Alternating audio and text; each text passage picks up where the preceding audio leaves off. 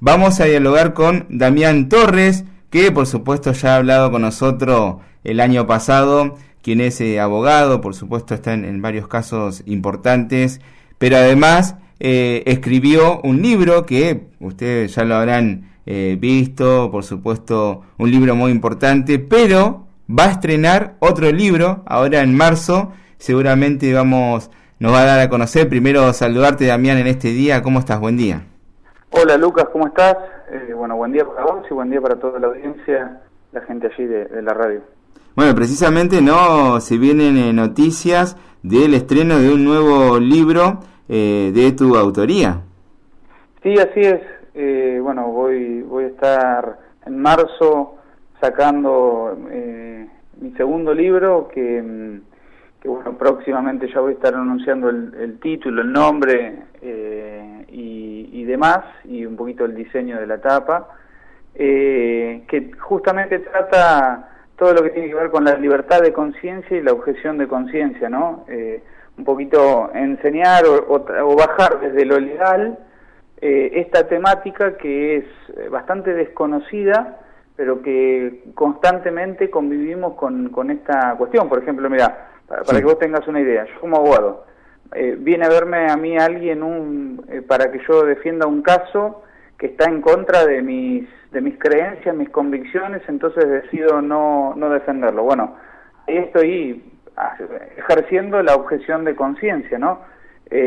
Constantemente convivimos con este derecho, pero la gente no lo conoce, no lo sabe o no sabe la importancia que tiene.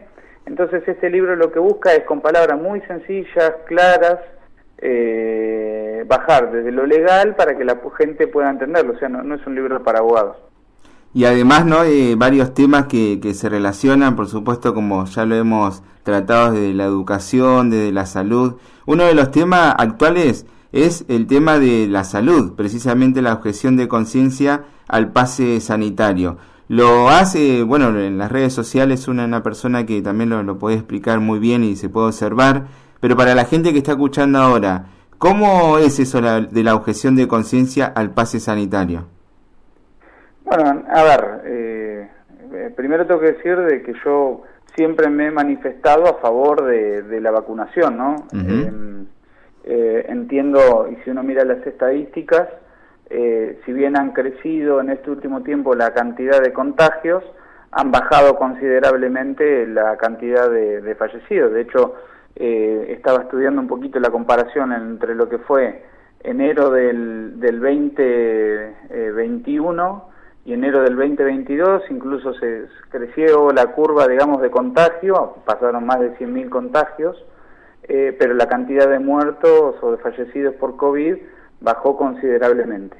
Entonces, ese es el primer punto, digamos, que siempre he dejado claro. Ahora, uno lo que plantea es, hay personas que han decidido, por una cuestión de que no confían o que no están de acuerdo o por cuestiones de conciencia han decidido no vacunarse.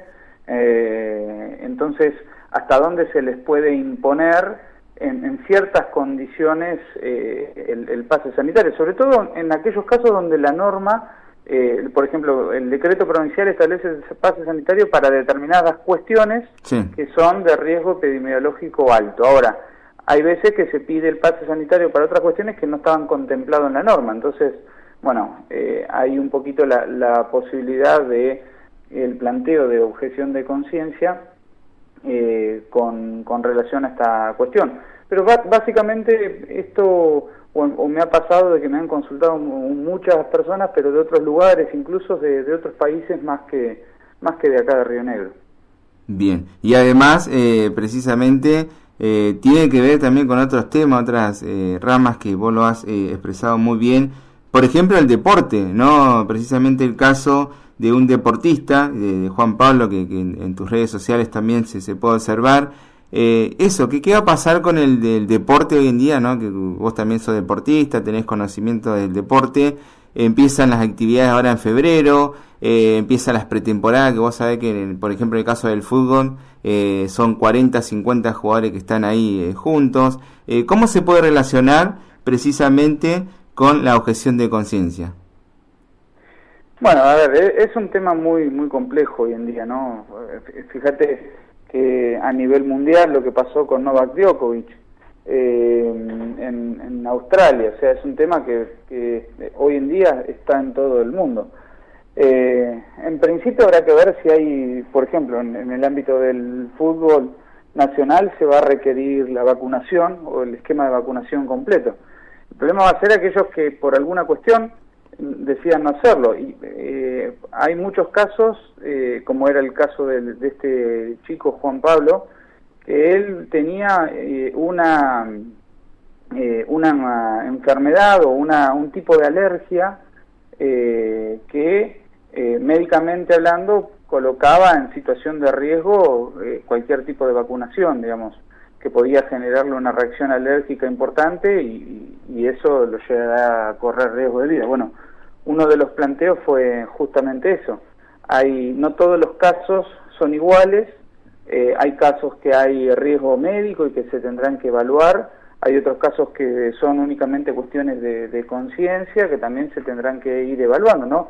Como que cada caso va a ser muy particular también.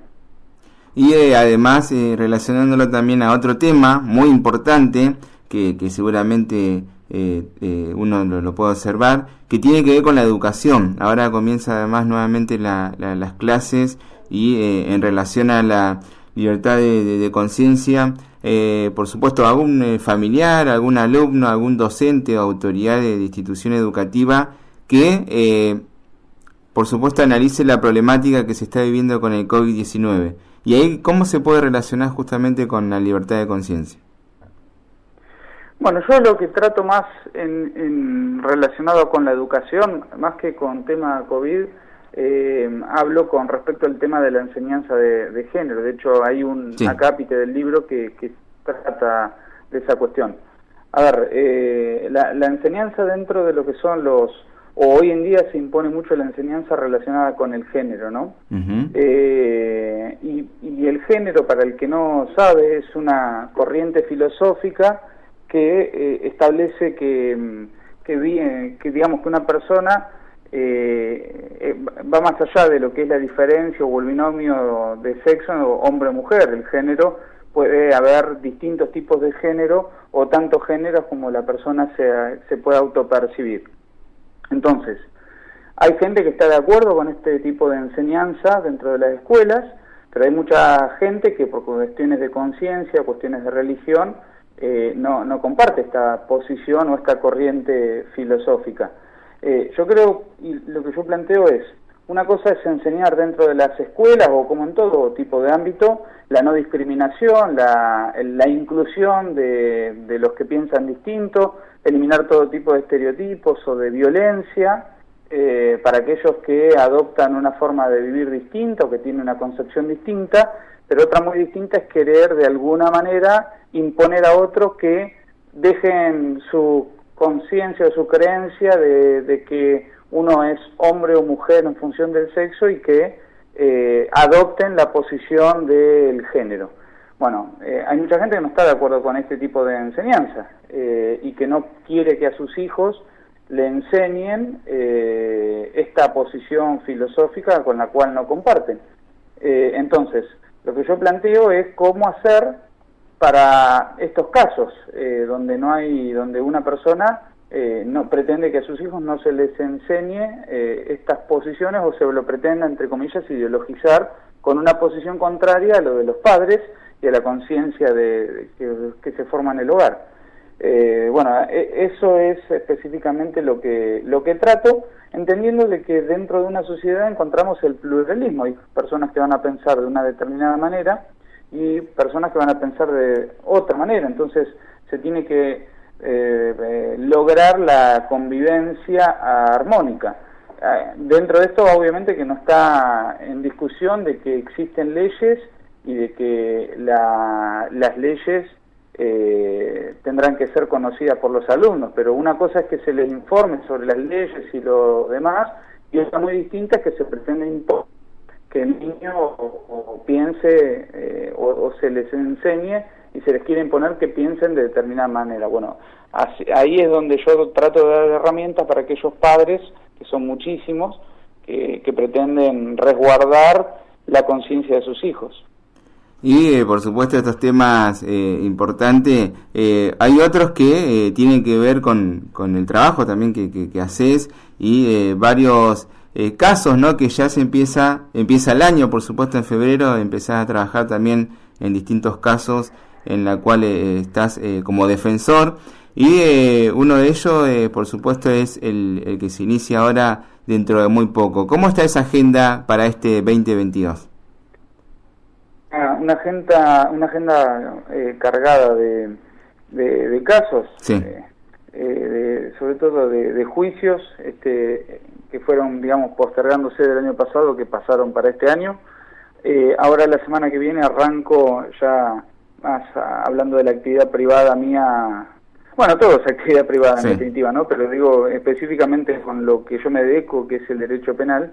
Tengo la causa de un policía que está acusado de matar a un joven del barrio PPB.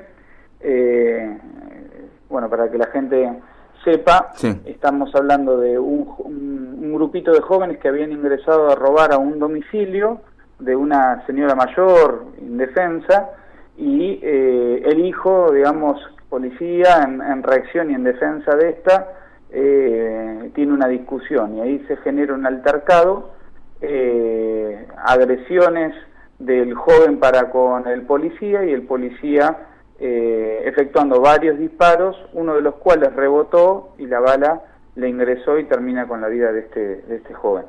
Era un caso prácticamente de manual para que vaya a juicio por jurado, ¿no? Porque, a ver, era el típico caso como el caso Chocobar, por ejemplo, tienen muchísimas similitudes con ese caso, de hecho muchos le llaman el caso Chocobar Rionegrino, donde la gente podría haber definido si estábamos ante un homicidio, digamos, con abuso de autoridad policial, o si estábamos ante un accidente generado en defensa de un policía que estaba tratando de defenderse de las agresiones de estos delincuentes. Y esto hubiese sido importantísimo que la gente lo defina, porque también le hubiese demarcado a la Fiscalía, a nosotros los defensores, a la justicia en general, la posición de la sociedad. Bueno, la Fiscalía, la decisión que tomó es, creyendo de que la sociedad no iba a acompañar, pedir que intervengan jueces técnicos, es decir, pidiendo menos de 12 años de pena como una estrategia para evitar el juicio por jurados. Este era el caso para que intervenga la sociedad. Así que la semana que viene tendremos que estar ahí. Estoy convencido de que fue un accidente, esa bala no iba para el joven, el policía lo que intentó es asustarlo para que se fuera, luego de que le había ingresado a robar, y lamentablemente una de esas balas rebotó y cambió la trayectoria y fue así como se dio. Pero bueno, vamos a ir a este juicio a llevar las pruebas y los jueces determinarán. Obviamente que el caso va a quedar con sanción, pero la diferencia está en qué sanción se le dará, si más de 11 años como pide la Fiscalía, o por el contrario una sanción muchísimo menor como pretendemos nosotros. Luego de esto, en marzo tengo el juicio por jurados, donde defiendo a la familia de Carolina Rivero, una joven asesinada en San Antonio por su expareja. En ese caso soy querellante y defiendo los intereses, digamos, de la víctima en ese caso, que va a ser el segundo juicio por jurados aquí en Viedma, donde se determina se discute la cantidad de años que se le va a dar, si estamos hablando de una pena de prisión perpetua o si existen circunstancias de atenuación, digamos, pero no está discutido que fue el marido o la ex pareja quien la asesinó a Carolina. Así que eso será en marzo, y bueno, después ya siguen también la causa Mandagaray, que en marzo habrá que ir tomando definiciones para ver si ya se eleva a juicio la causa o si se prorroga un tiempo más y terminar con la investigación. Y bueno, y así, estos son por ahí los casos más resonantes de los próximos meses en los cuales estoy, ¿no? Muchas gracias, Damián, por estar aquí en El Politólogo y El Político, y por supuesto la información, ¿no? Y todo lo que se puede observar. También se puede seguir en las redes de Damián Torre, que él por supuesto día a día siempre comparte con la sociedad. Muchas gracias y seguimos en comunicación. Gracias a vos, Luco, un abrazo gigante. Damián Torres, quien es abogado y además recuerden, ¿no?, que fue uno de el fundador precisamente del libro Cuando salvar vidas se convirtió en delito, y ahora en marzo precisamente hay otro libro nuevo, ¿sí? Ya vamos a tener información precisa de ese libro y por supuesto distintos casos que él viene tratando en Río Negro, y por supuesto que ustedes lo escucharon por FM La Costa.